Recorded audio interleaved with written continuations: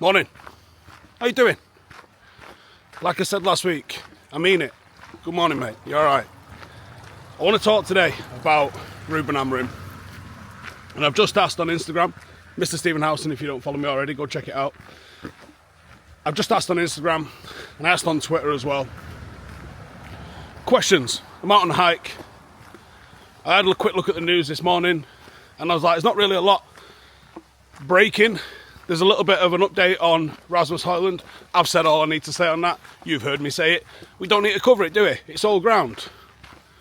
I thought I could talk about Newcastle Liverpool game. Find it hard to when I want both teams to lose. It was a good end to the game. Young boy getting his goal at the end there, becoming one of the youngest Premier League goal scorers. Fair play to him.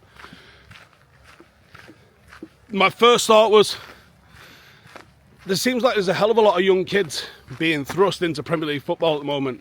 I think a couple of reasons for that is the physicality of the Premier League is endurance and it's speed. It's not necessarily strength, which is an advantage for them. And I say that as a manager that plays 4 or 5 16-year-olds in my own first team.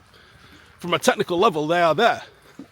And as long as they've got the vision, the maturity and the other aspects of the game that they need, they can play. So then I was wondering, how far off are the likes of Ibrahimov, etc. at United? How far off Jim Thwaites? People like that. Some of the players that we've seen do bits in the academy that we've not really seen come through. But then I think the one sort of issue with Harry Amas is there's a little bit on the smaller side, but from a technical, a physical in terms of like cardio and a speed point of view, he's kind of there. So then I was kind of like, well, there's a little bit of ambiguity there, isn't there? So I said, I don't really want to talk about that game anyway. Couple of funky incidents.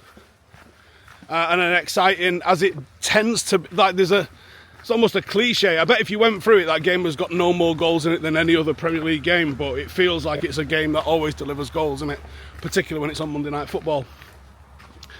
So I asked on Insta, hit me with some questions. And it's funny because the quick glance that I've had, and I'll pull up my phone in a minute once I've got through this intro. And I'll go through the questions. Twitter seems to want to know about Bruno and Mainoo. Obviously, I don't know. But there's a few questions in there. Would you send Mainoo on loan for a year to Brighton as part of a deal to bring Baleba in? It's raining today. It's the first one we've had where it's not been dry. It will not be the last one that we have. I don't know if I need to maybe have my GoPro charged just in case. I don't know how this deals with being wet. What I record this on, because people do ask actually, is a DJI Pocket 3. I think it's a Pocket Osmo 3 maybe, but DJI Pocket 3. It's it's literally that big, right? I'm holding my fingers up in front of the camera. It can record it portrait or landscape. I can point it that way, so I can just turn around and show you the trail. Or I can hit that button again and it spins it around and it looks at me. It looks like a vape. So I can get this into, like when we're on pre-season tour and stuff like that, you can't bring a camera in. You can bring that in.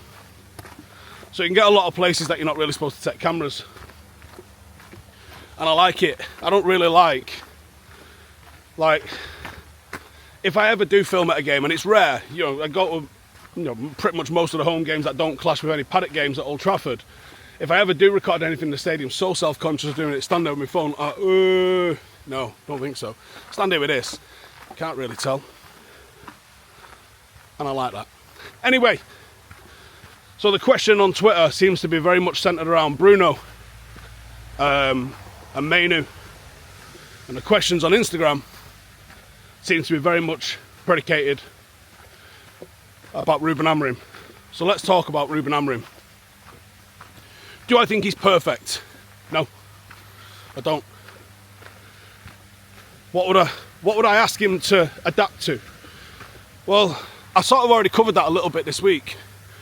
I'd like to see us Now, it's interesting this, because what we've conceded from isn't the thing that I'm spotting that looks to me like a problem. I think United are easy to play against. Joe mentioned this in the review that I did with him the other night after the game. It seems like the opposition go from the edge of their box to the edge of our box in about 3 passes and not very difficult. Where for United to get from the edge of our box to the edge of their box, got to do a lot of stuff. There's a bit of individual brilliance, there's a lot of one-touch passing, there's effort, it's graft to get to the edge of their box. And I think one of the reasons for that is that our all or nothing pressing style. And I'd like to just see us adapt our all or nothing pressing style and just be a little bit more conservative with it. You ain't hearing me say go low block. I like a high line. I like you to push up and be brave and be right on the halfway line. But when you've got that back 3 flat on the halfway line, I wonder, could you better utilise that by, like Rio said, pushing one of the defenders in? Check this out, right? We have needed this. This is the oldest line I've ever said. It's tour-size reservoir. You could see the bottom of that thing, and it was just like a little creek in the bottom of it on Saturday when I was here.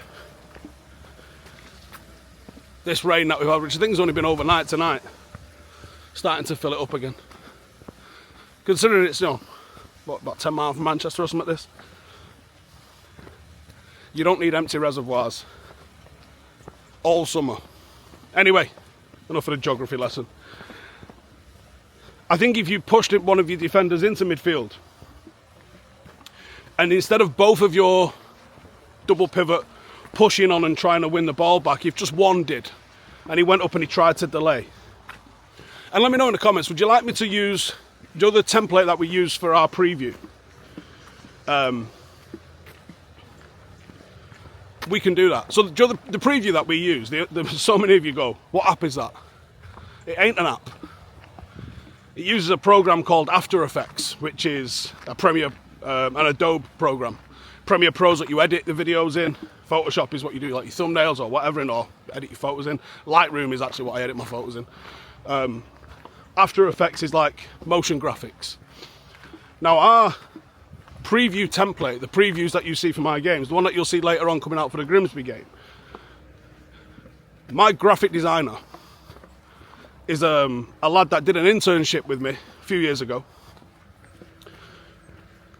And he left us and he went to Sky. And he does all of the graphics that you see on Sky. And I mean all of the graphics that you do on Sky. But he also does freelance work. So we get him to make that template for us, and then the editors that I have in the studio edit it up every week. So that's who made that program for us. It's an entirely bespoke program. Well, it's not even a program, it's just assets that we can animate and move around. So I could do something on that where I show you how I would change United's midfield focus, show you what we've done, and that West Ham goal is the perfect example of us getting carved open and being easy to play against. It's the perfect example. Because I do see that so often. The back 3 drops because it's 1v1 or 3v3. That midfield 2 pushes up, and then you sit there going, Jesus Christ, that's a lot of space in midfield, man. And do you know what? It is a lot of space in midfield. So that'd be the one thing that I would change with it. But we're not actually conceding goals by doing that. So we clearly have to get better on set plays. And how much of that is the keeper? Always remember what a keeper's supposed to do. Keeper's supposed to come and claim any ball around that 6-yard box with violence. And Bayern Day don't claim. They certainly don't claim with violence. And neither does Onana. Get me a goalkeeper that comes and cleans out that entire 6-yard box to get his hands on the ball. Because I tell you this, 99% of referees are not giving a foul against you for doing that. as long as you win the ball. You miss the ball, you're in trouble. Misty one, innit? Right, let's get into some of these questions because we're already done 10 minutes. Where does Mainoo fit in Amorim's system? The problem, mate, and I've said this a few times, is actually none of our midfield fit in this system. Do we cash in on Bruno if another offer comes in before the deadline? I don't think it's our choice, I think it's Bruno's choice. Personally, I am leaning towards, I think that might be the better thing, but you're only going to know in hindsight. And you could get rid of Bruno, not create any chances or score any goals next season and be like, we shouldn't have got rid of Bruno. Rio interviewed Giggs, and it convinced me that Giggs should be the Man United manager. Thought, says Harley. No. He needs more experience. Look at the experience of the lads that we brought in. From Moyes, who's, I think maybe he'd lost his confidence with Sociedad and Sunderland after United. But what he's done since at West Ham and now at Everton, and what he did previously at Everton, Moyes can manage. Now, whether or not that means he can manage Manchester United with the expectation of trying to put on attacking, exciting football all the time, that's another thing. But Moyes can manage. I'll tell you this, Louis van Gaal can manage. I'll tell you this as well, Jose Mourinho can manage. Ole Gunnar Solskjaer can manage. Erik ten Hag will prove at Leverkusen he can manage. And I think Ruben Amorim has proven he can manage. What's the common denominator? Well, technically all of them have to work under Woodward, Judge, Glazers. And that's what's hampered us. Amorim, well, I think the jury needs to be out on him for at least a full season. But he is absolutely, we said this at the start of the season, he's got to get wins in, man. Because he's going to be judged by the record of last season. Whether or not everyone starts again at zero for the start of this season, people are going to be like, yeah, but look at his record in total. And maybe that's fair, maybe it's not. But it is going to be the case.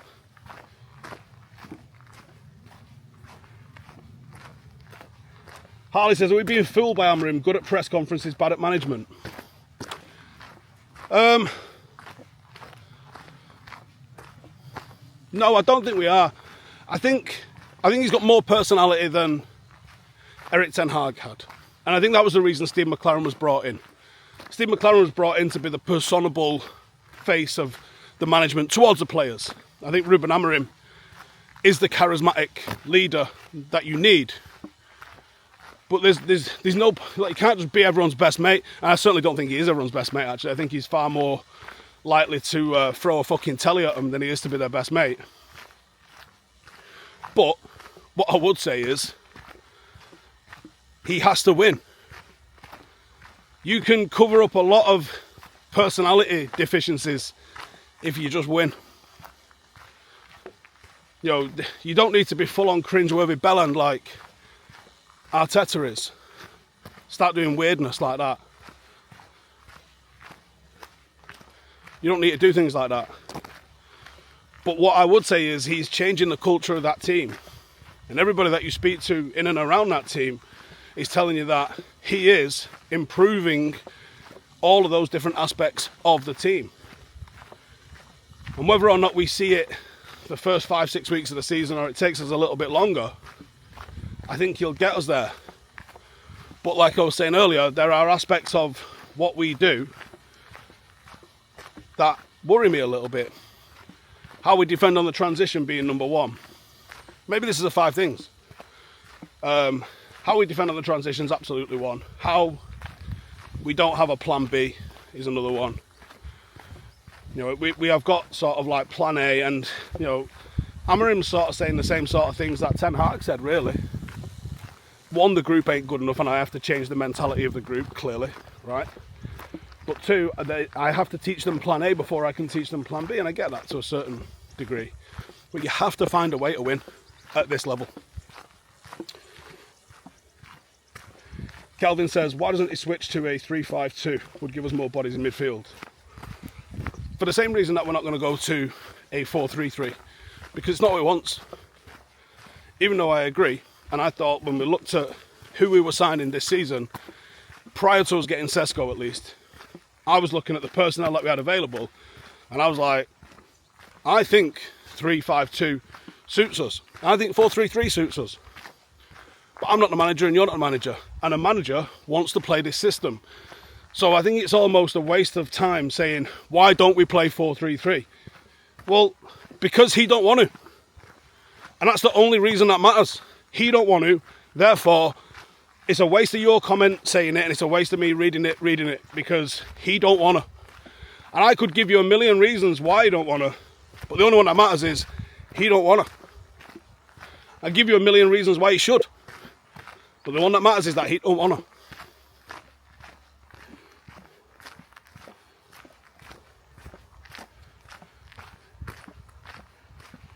If I'm on the board, how do I approach the situation with Mainoo, with Amorim? You have a conversation with the boss, which I'm sure Wilcox has done, and said, where do we see this player fitting in? And then it all depends on what the manager's answer is. The manager will be like, I don't rate him. Okay, well, we have to protect his value and move him on. We can't bomb squad him the way we have done with all of the others. So there hasn't been any reports of bad attitude or this, that and the other with him. So let's try and protect his value and move him on.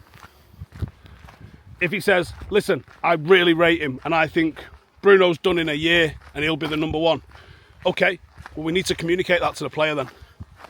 And we need to ask him to be patient, and we maybe need to consider a loan, and we need to consider, could we use him going on loan, one, to develop him, and two, to buy us a little bit of credit with another club, i.e. a Brighton, that helps us get a transfer over the line. That would be thinking strategically and smartly, using the chips that you've got at your disposal. See, look at that. How's it dry? Gonna need a hell of a lot more water to fill that fella up.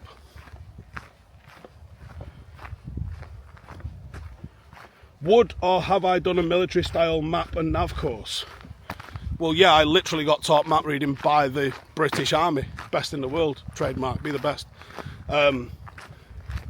Or do you mean as a civvy? No, I find map reading incredibly intuitive.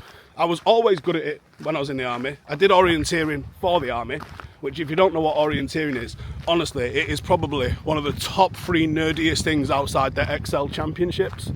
And by the Excel championships, you're like Microsoft Excel. Yeah, like Google Sheet championships. I used to basically do map reading on a competitive level. What does that mean? It means you get a map, you get a compass, and then you run around the woods with a little like loyalty card, and you collect all these stamps from all the different checkpoints that you're supposed to go to, and then it comes in with, you know, whoever was the fastest doing it. So I like map reading. It's a skill that I still use to this day because it is a skill that fades. I like to try and go somewhere new, and I like to just take my map and compass, and I take my Garmin InReach Mini in case I fuck it up, but I've never used it. I actually don't know how to use my Garmin InReach Mini because I've never used it. Stephen says, are we losing the spirit of United with the academy graduate situation? We absolutely will if we do. If that record goes, it's a sad day, because you can't just recreate almost 90 years of history, can you? Can't be done. John says, why do we have so much faith in Ruben? None of our previous managers would get the same. Okay, so when we changed all of those previous managers for another manager, did it improve? It's almost like these managers, which are, like I was saying earlier, which are good, aren't the issue at Manchester United. The number one most impactful thing is your recruitment. And that's why I was patient with Amorim last year, because I was like, mate, this team can't score goals. There are no forwards. This year there are forwards. But you can't just sign the forwards and expect us to compete. I expect us to be better, which we're not technically showing the results of yet. I think there's elements of the gameplay that are, but the results aren't. But I think you have to be patient and see it through. It took the greatest manager of all time 7 years to turn it around. Why do you expect anyone else to do it quicker? Charlie says, how much leeway do Ineos give Amorim? Back him despite results for how long? How long's a piece of string, mate? He's the first one that they've appointed, and we don't have any data on what they do with managers that they've appointed yet. And you've got to think about how much they've invested into his particular system, and then what the financial consequences of that system failing, and then you needing to hire a new coach. And also, look at his CV prior to coming to United. Who out there has got a better CV that you want to bring in? So is it out of the frying pan into the fire again?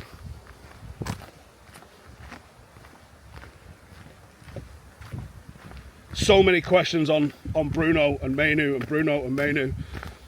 Kelvin, sorry. Will Amorim's persistence to be 3-4-3 be the reason of his eventual sacking? No, because the formation is just a formation. The results will be what ends up getting him sacked. Aaron says, pre-ordered Paddock's away top this weekend. Can't wait to rep it in Northern Ireland. Love that. I actually love seeing how many people around the world have bought into what we're trying to do with Paddock. And whether that's becoming a member and having a say in a vote, whether that is buying a shirt, whether that's watching what we do on stream. Like, we Twitch stream all of our games. They are free. Around the world, you can go and just tune in and find out how full of shit I am when it comes to my coaching. We've got a massive game this week. We are away to a team of Scousers. They are 6-0-0. Played 6-1-6. We have played 5-1-5. And it will be a team that absolutely sticks it on us. They relentlessly play forward. They're good at it. They score a lot of goals. They concede a lot of goals. It's my nightmare of a game, to be honest, because I like control. I'm probably a bit more Jose Mourinho than I would care to admit, in terms of I like to have a very solid defence. We push up high. We defend in the opposition half. And we're good at it. But I like to have the control in games. I fucking hate conceding goals. I absolutely hate it. I genuinely would rather we control a game and win 2-0 and it's comfortable than like a 4-3 thriller. How's it going to go this week? No idea. Looking forward to training tonight though. I am looking forward to training tonight. Worked a little bit on something last week, which I think will be effective for us in the offence. A little bit of something that I want us to have us focus on a little bit tonight, specifically for this opposition when it comes to the defence.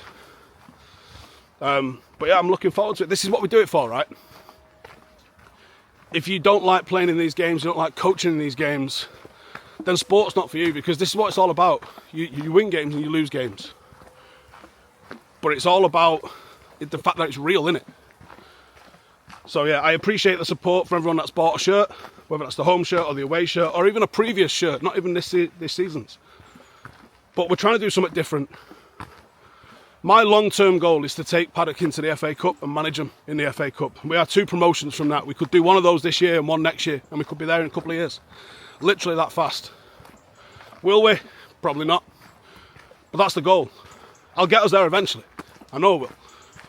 The second part of that goal is to get us our own home. That won't take 2 years. That's going to take a lot longer. There's not a lot of sites in Stretford, so which means that you're going to have to push the boundaries to Trafford a little bit. We're looking around Carrington because there's a lot of like old industrial wasteland in there, but it costs millions. And we're a club that runs on subs. The subs that the players pay, the subs that the members pay, keeps the club alive. We sell a lot of shirts, but because we don't own our home, we're paying 6 figures a year to rent schools for our training pitches, which is a tragedy. Because we have 10 teams. It's such a lot of money. And then kit costs and referees and fines for when the managers get sent off for gobbing off. It mounts up over the course of a year. And we're staffed and run by volunteers. Now, I've had a few people reach out, say they want to get in touch and want to help out and stuff like that. And I will be replying to you guys as soon as I can get the opportunity to do so. If you want to get involved, tell me what you do. Like, we are not perfect. Whether that's on the merchandising front, whether that's on the shop front, whether that's on the web design front, whether that's on making programs, whether that's on getting people through the turnstile at Hyde. It's free, right? I want to get to, you know, shout out to my man Cody, right? He was the high school coach that hosted me while I was in Alabama when I went and did that talk last month. They had a high school football game. High school. 3,500 people turned up on Friday night to watch it. Now, I think there's a couple of reasons. One, the size of an NFL bench or an American football bench means you're getting 150, 200 parents there just from the home team. Ditto for the away team. Now you're looking at like 250, 300 there. So straight off the bat, a lot of people are going to be there watching. Then they have cheerleaders, parents, band, parents. Before you even blink, there's 1,000 people in there. But it's also a massive cultural thing. Now, it ain't going to happen overnight, but that's what I want to build. Oh, and the third part of what I'm trying to achieve with the club is I want to make the next Kobbie Mainoo. You don't get to be 5 and go knock on the door at Carrington and pay £5 a week and start getting trained there. You have to work your way through grassroots, playing at school, playing on a Sunday for your local grassroots team in a East Manchester League or Manchester Premier League. I want that to be where Paddock exists. So it's a 3-pronged goal. Take us to the FA Cup, have our own home, and be the place that develops the next Kobbie Mainoo, Marcus Rashford, Wes Brown, Nicky Butt, Ryan Giggs. Be that place before they go to United. You know, develop United and England players, boys and girls. That's what I want to do, and that's what I will do. But I can't do it on my own. I'm a volunteer. If anything, I'm paying towards this every single year to do this. If you want to volunteer, you want to get involved in this journey, if there's any way that you can help us, drop it in the comments or get in touch on my socials, because we'll have you. And between us, we'll do it. And what I will say is, I am mad incredibly busy. And one of the things that takes up so much of my time and so much of my mental space and affects my weekends so much is a volunteering job that I do for this, because it's what I want to do. Because I get so much purpose out of it. If I didn't get charged up by it, if I didn't get something in my soul out of doing this, like I said at the start of the show, I'm playing 16-year-olds in my first team and we're winning every week. These are not token minutes. These are players that we are developing and we are giving opportunities to.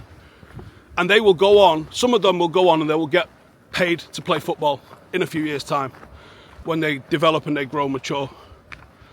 And we'll be part of that journey for them. And we will use them as the advert for why you should come and play here. Because it's what I believe in. You know, I was raised on Sir Alex Ferguson. So I play front foot aggressive football with kids. And they'll get picked if they do what I ask them to do. But I get a charge out of it. And all the people involved in the club, whether that's watching, whether that's playing, we all do it, or pay to do it, because we get a charge out of it. And it's something that you can't explain.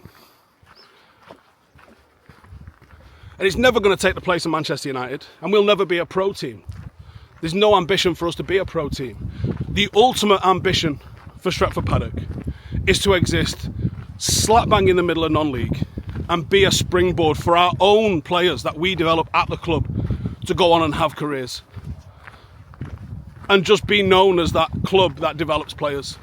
Not the club that gets a little bit of cash, throws it at an old League 2 striker so he can score 40 goals for us and get us to the next level. To what end? Now, we'll have a couple of FA Cup runs. Maybe we'll reach the first round one day. Maybe we won't.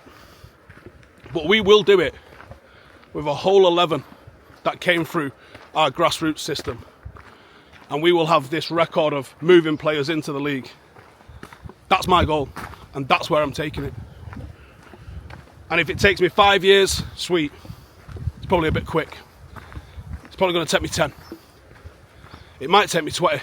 I might never achieve it, but I'm going to keep working for it every single day because it gives colour to that part of my life. So like I said, if you want to get involved, come get involved. I am going to be doing a video on this channel, probably starting in the next couple of weeks, called This Week at Paddock, where I'll take you behind the scenes of what's going on at the club.